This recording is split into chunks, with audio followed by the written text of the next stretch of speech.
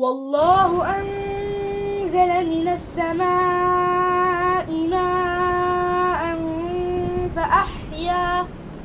فأحيا به الأرض بعد موتها إن في ذلك لآية لقوم يسمعون.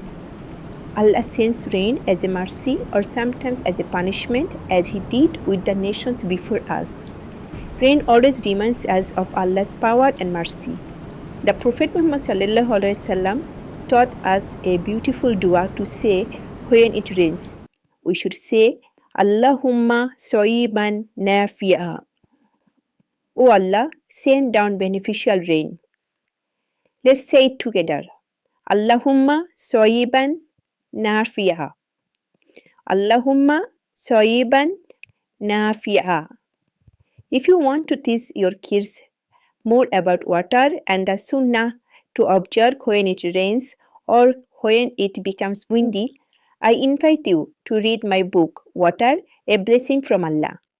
It's now available on Amazon and even free to read with Kindle Unlimited.